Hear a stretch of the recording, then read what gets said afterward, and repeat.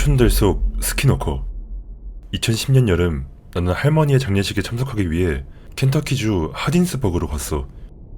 어린 시절 할아버지가 목사로서 우리 아빠가 재혼할 때 결혼식을 봐주기 위해 갔던 이래로 처음이었지. 아무튼 나는 켄터키에 5, 6일 동안 머물렀고 매일 밤 사촌인지 고모인지네 집에서 지냈어. 어떤 쪽인진 잘 기억이 안 나네. 다 큰 손주들 중에선 내가 막내였고 거기서 대부분의 시간을 애들을 봐주느라 보냈어.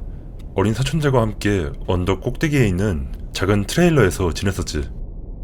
낮에는 모두가 아이들과 나를 그곳에 내버려두고 할아버지 집으로 가고, 아이들이 잘 때가 되면 집에 돌아와 몇 시간 동안 머물며 아이들을 재워놓은 다음 뭘 하는진 몰라도 다시 나갔어.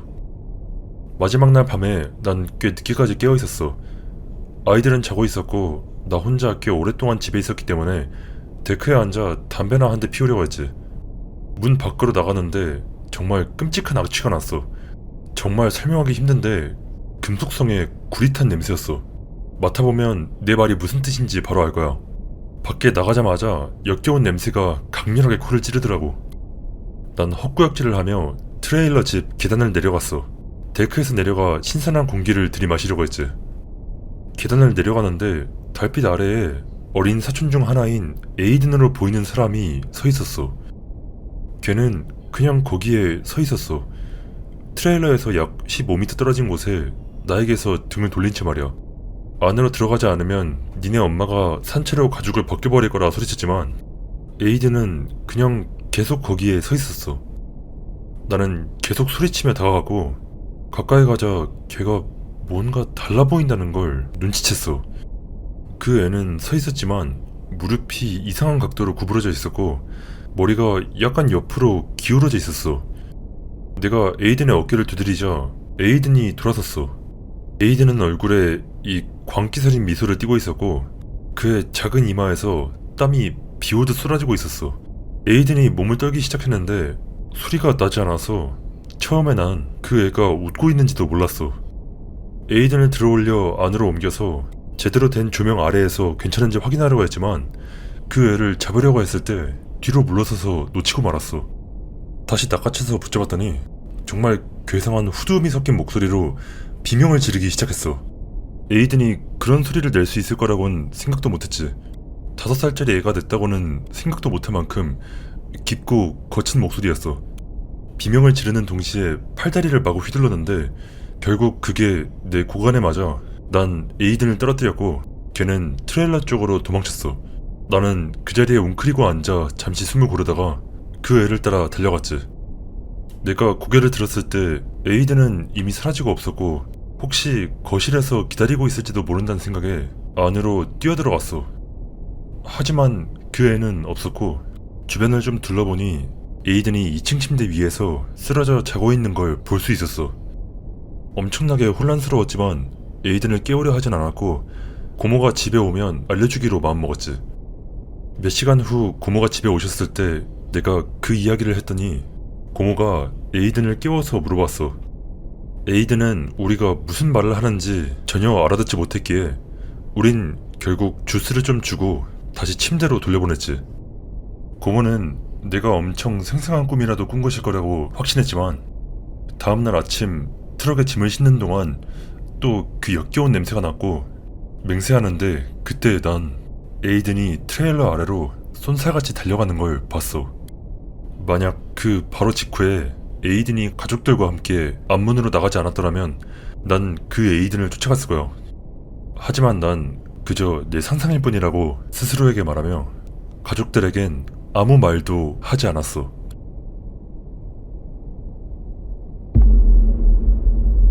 강아지 허비.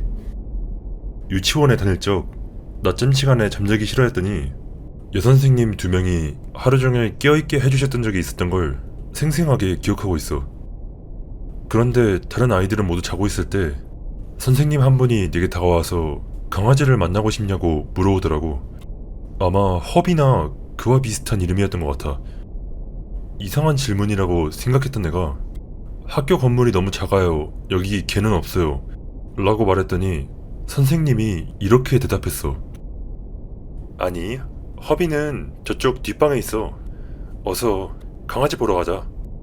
선생님이 정말 고집을 부렸던 게 기억나는데 난 걔를 좋아하니까 뭐 어때? 라고 생각했고 그래서 날 안내하는 선생님을 따라 뒷방으로 갔어.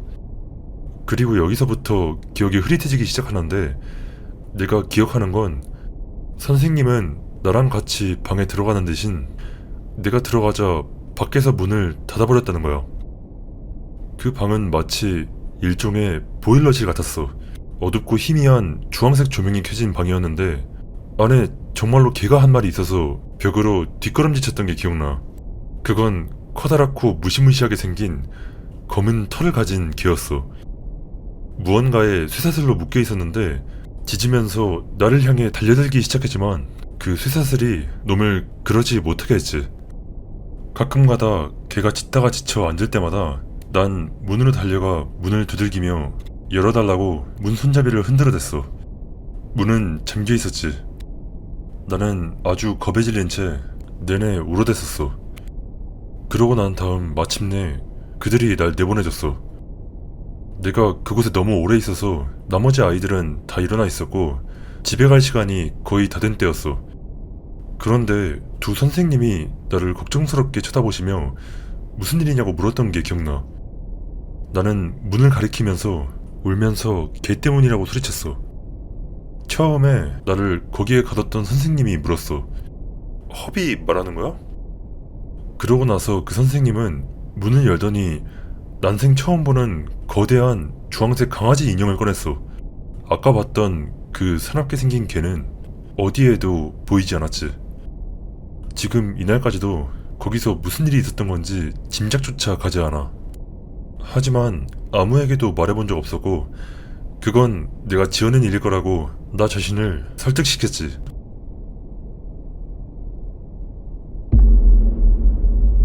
나뭇잎 요람 속의 아기.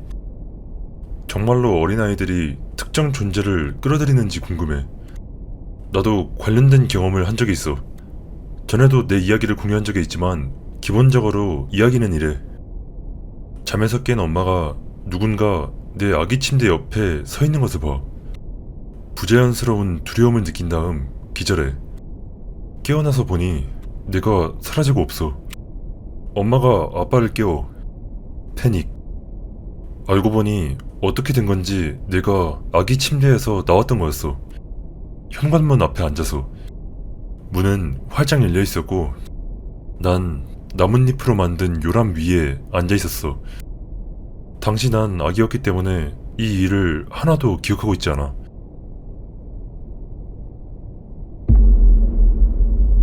정신병원 야간 경비.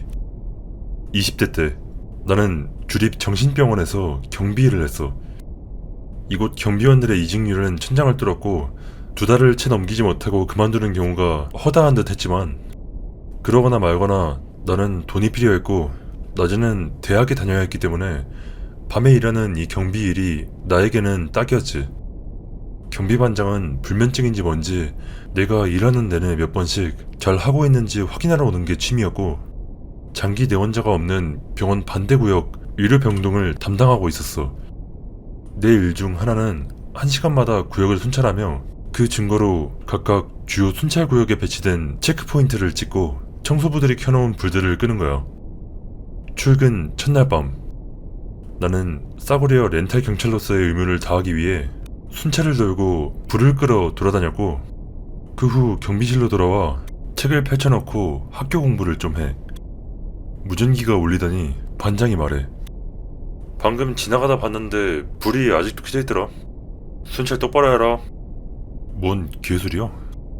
순찰을 한 번 더 돌았고 아닌 게 아니라 진짜로 아직 불이 켜져 있는 게 보였어. 청소부들이 늦게까지 일을 했나 보지? 거대한 건물에 들락거릴 수 있는 출입구도 많은데다 청소부들은 건물 전체에 대한 출입 권한이 있었기 때문에 내가 마주치지 못한 것도 말이 안 되는 일은 아니었어. 또다시 불을 전부 끄고 경비실로 돌아가 다시 내 공부에나 집중하기 시작해. 1시간쯤 지났을까 다시 내 무전기가 울려. 반장이었어. 방금 다시 지나가다 봤는데 아직도 불 몇 개 놓쳤더라. 하다보면 잘하게 될 거야. 그가 말해. 2번째 전기 순찰을 갖고 아니나 다를까 다른 건 전부 꺼져 있는데 불 몇 개가 여전히 켜져 있는 게 보였어. 순찰을 계속 진행하면서 내가 아까 첫 번째 순찰에서 껐던 게 분명한 불들을 다시 끄고, 이상했던 건 모든 불이 다 켜져 있었다는 거야. 그러니까 모든 사무실과 화장실 불까지 전부. 이곳의 구조는 긴 복도가 있고 오른쪽으로 꺾으면 또 다른 긴 복도가 나오는 식으로 되어 있었어.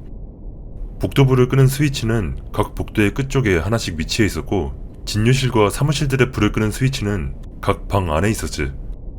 아무튼 나는 순찰을 마쳤고 이제 경비실로 돌아가 못다한 공부를 마저 할 차례야. 경비실로 걸어가는 동안 내내 나는 무엇인가 나를 지켜보는, 따라오는 듯한 느낌을 받았고, 두 번이나 멈춰서 뒤를 돌아봤지만 당연하게도 아무것도 없어. 경비실에 들어와서 다시 공부를 해. 다음 정기 순찰 시간이 다가와. 이번엔 반장의 무전소리도 없었어. 드디어 퇴근하고 자러 갔나 보지. 경비실을 나와 의료구역으로 통하는 계단을 올라. 계단에서 나왔는데 복도 제일 끝 오른쪽으로 꺾인 다른 복도 쪽에서 희미한 불빛이 나오는 게 보여. 마치 그쪽 어딘가에 불이 켜져 있는 것처럼. 저건 또 뭔 일이야? 첫 번째 복도에 불을 켜고 복도 끝에서 오른쪽으로 돌아 두 번째 복도를 보자 복도에 있는 전등 중 가장 끝쪽에 있는 전등이 딱 하나 켜져 있는 게 보여. 두 번째 복도에 전등 스위치를 켜자 그와 동시에 끝쪽 전등이 꺼져. 두 번째 복도의 끝까지 걸어가 그 전등만 관장하는 스위치가 따로 있나 살펴봤지만 찾을 수가 없어. 그쪽 방향에 있는 복도 전등 스위치를 켜자 이번엔 모든 전등이 꺼지고 끝쪽 전등만 불이 들어와. 뭐지? 모르겠다. 뭔 전기 문제 같은 거겠지 뭐. 다시 스위치를 만졌고 이번엔 끝쪽 전등이 꺼지지 않고 모든 전등이 켜져. 거참 귀신이 국한 노릇이네. 복도 다른 쪽 스위치를 향해 성큼성큼 걸어가 스위치를 내렸고 이번엔 모든 불이 꺼져. 살았다. 경비실로 향해. 계단을 향해 걸어가던 그때 복도 끝쪽에서 누군가 속삭이는 소리가 들려. 마치 누군가 다른 사람에게 큰 소리로 속삭이는 것처럼 들렸어. 뒤를 돌아 저기요? 하고 부르자 복도 어딘가에서 문이 꽈당 하고 닫히는 소리가 들려. 묵직해진 팬티 .bat. 나는 경비실로 달려가며 무전기로 반장을 호출하려 시도해. 이미 3시를 넘어가는 시간이었기 때문에 반장한테선 아무런 응답이 없어. 퇴근한 게 맞았구만. 경비실 문을 조용히 닫고 방금 있었던 일을 머리에서 떨쳐내고 시간도 죽일 겸 공부를 해. 공부에 완전 몰입해 이제 막 마음이 진정되어 갈 무렵 다음 순찰 시간을 알리는 벨이 울려. 맞다 씨. 그냥 다 내 상상이었을 거라 되뇌이며 자리에서 일어나 다시 의료구역으로 향하는 계단을 올라가 복도 쪽을 슬쩍 엿봐. 휴, 이번엔 켜진 불 같은 건 없었어.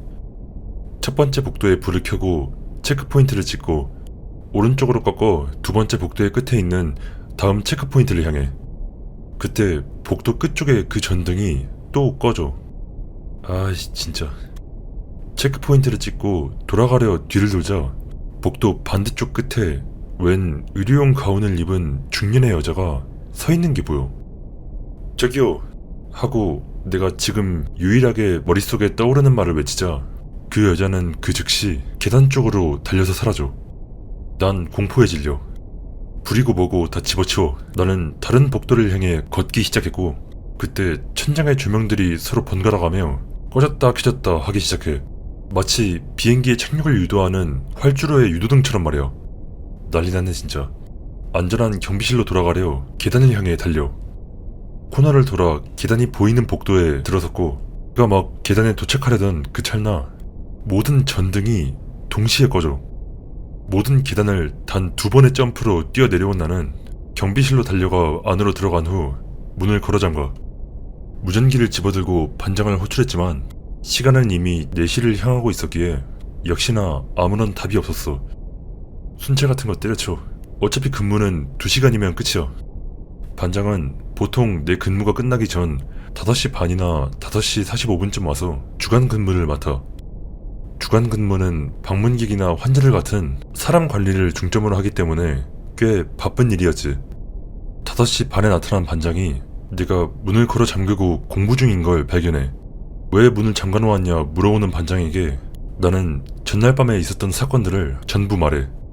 반장은 나에게 자기가 대타 뛸 때는 그런 이상한 건 듣도 보도 못했다며 아마 내가 밤샘 근무에 익숙하지 않아서 헛거라도 본 거겠지 하며 넘어가려 해. 반장이 말해. 곧 익숙해질 거야.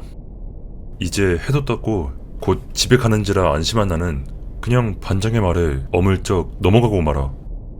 그날 때려치울까 생각도 했었지만 또 일자리를 찾아 헤매고 싶진 않았기에 그냥 계속하기로 했어. 그 다음 몇 주 동안은 이렇다 할 사건은 없었어. 라이트쇼도 없었고 의료용 가운을 입은 중년 여성도 없었어. 그저 순찰을 돌고 공부를 하는 평범한 나날이 지나갔을 뿐. 하지만 그것도 오래지 않아 한 달 반이 지났을 무렵 반장이 병원으로부터 순찰을 할 때 지하실에 있는 터널로 통하는 문도 확인해달라는 요청을 받아왔던 거야. 듣자 하니 그곳으로 환자 몇 명이 탈출하려고 시도를 했던 모양이더라고. 여기에 터널 같은 것도 있었어? 좋댔네. 흥분과 공포가 동시에 찾아와. 미로같이 복잡한 지상의 복도 대신 병원을 이루고 있는 세 개의 동간에 빠르고 원활한 운반을 위해 만들어진 터널이었지만 지난 몇 년간 폐쇄 상태였어. 의료구역 및 터널 순찰의 첫날 밤. 순찰에 걸리는 시간이 길어졌기 때문에 이제 2시간 간격으로 순찰을 돌게 되었어. 위층 의료구역에서부터 순찰을 시작했고 이상은 없었지. 경비실 바로 너머에 있는 지하로 통하는 계단으로 내려가 지하실 복도로 통하는 커다란 문에 잠금을 풀어. 이 건물은 방공으로도 지정되어 있다는 모양이야.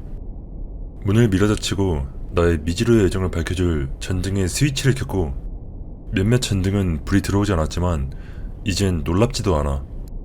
이쪽 방면의 지하실은 그냥 터널에 있을 뿐이지 전혀 쓰이고 있지 않았었기 때문에 그저 난 불이 들어오는 전등이 있기는 하다는 사실만으로 안심했지.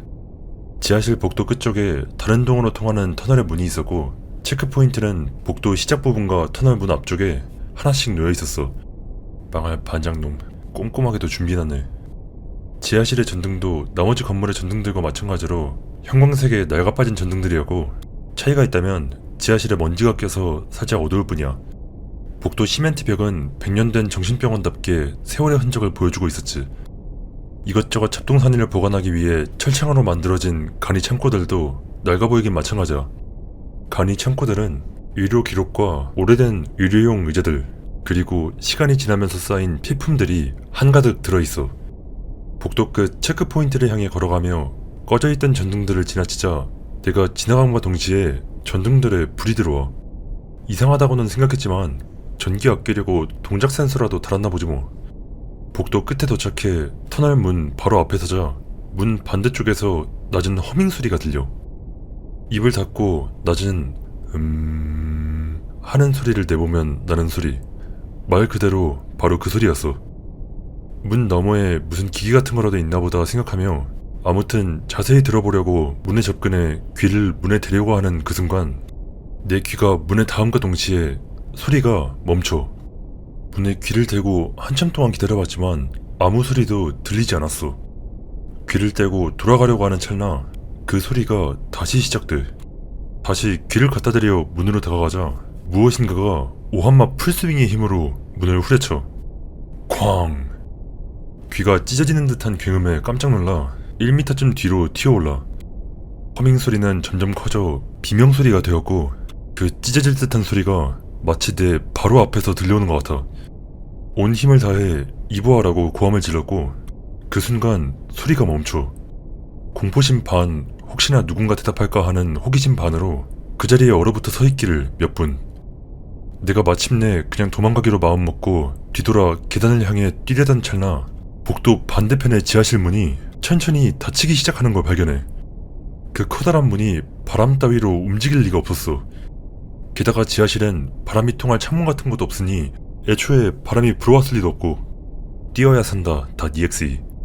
문이 닫히기 전에 나가기 위해 전속력으로 달리기 시작했고 뒤에서는 터널 문을 두드리는 소리가 점점 빨라지고 있어.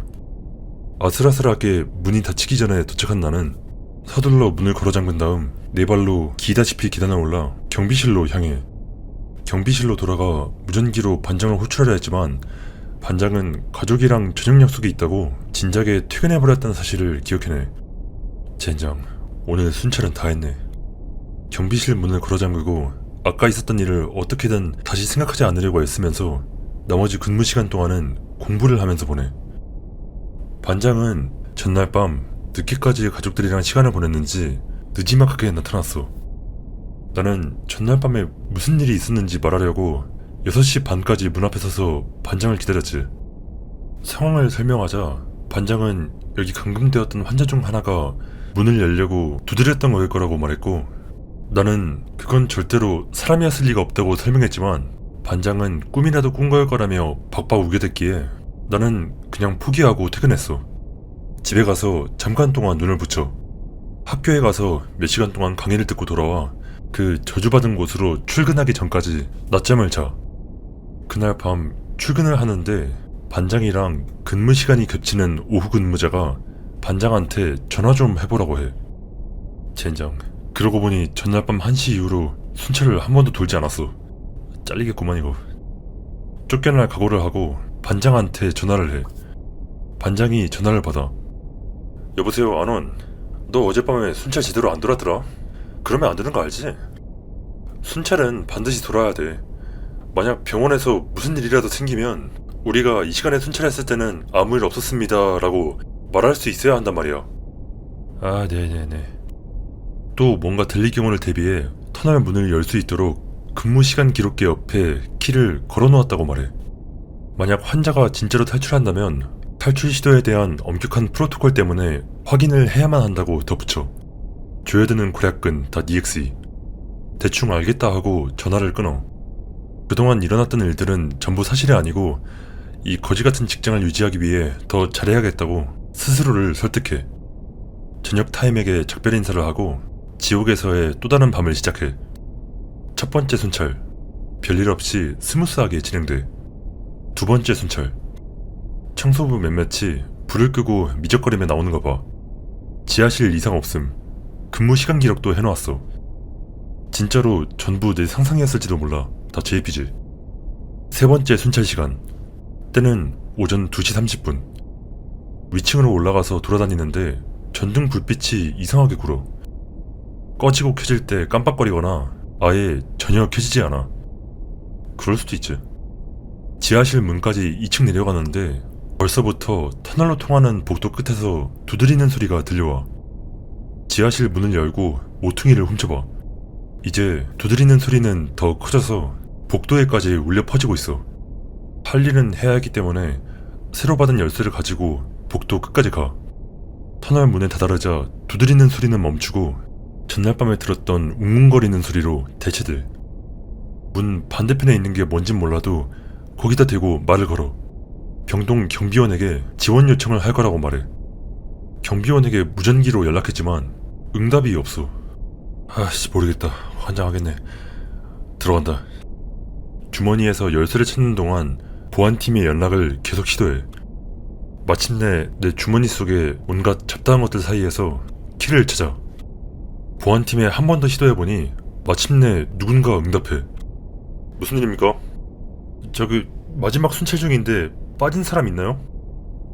빠진 사람 없습니다. 모두 다 번데기처럼 침대에 누워있습니다. 약으로 재웠다는 걸 의미해. 열쇠를 들어 자물쇠에 꽂으니 웅웅거리는 소리가 멈춰. 열쇠를 돌리자 무엇인가가 재빨리 멀어지는 소리가 들려. 그 소리는 마치 슬리퍼를 신은 사람이 발을 끄는 소리 같았어. 자물쇠가 딸깍 소리를 내며 열리고 손전등을 관광 모드로 바꾼 채 문을 밀고 들어가. 문이 열리자마자 안쪽 나에게서 약 15m 떨어진 곳에 의료용 가운을 입은 중년 여자가 보여. 그 사람한테만 조준하기 위해 손전등 빔을 모았고 그 여자는 내 기준 왼쪽 방으로 달려들어가. 저 사람을 병동으로 돌려보내야 돼. 안녕하세요, 괜찮을 거예요 하고 소리쳐. 마치 내가 의사라도 되는 것 마냥. 난 거기로 걸어가기 시작했고 희미한 여자의 목소리로 난 그냥 집에 가고 싶어 라고 반복해서 말하는 소리가 들려. 그 사람이 뛰어들어갔던 방에 도달해 손전등으로 안을 확인해. 방을 왼쪽에서 오른쪽으로 훑어보다 마침내 의료용 가운을 입은 채 나에게서 등을 돌리고 방의 한쪽 구석을 보고서 집에 가고 싶어 라고 말하며 반복해서 앞뒤로 몸을 흔들고 있는 여자를 발견해. 인사를 건네고 모든 게 괜찮아질 거라고 말해줘. 그 여자한테 가서 어깨에 손을 얹으려고 하는 순간 화면이 깨지고 색깔이 흐릿해지더니 결국 프리징이 걸려. 아씨, 엑스박스 또 굳었네. 전원을 끄고 밖으로 나가 뭔가 생산적인 일을 해. 초자연적 현상은 다 거짓말이야. 예, 낚시글이었고요. 저도 속았습니다.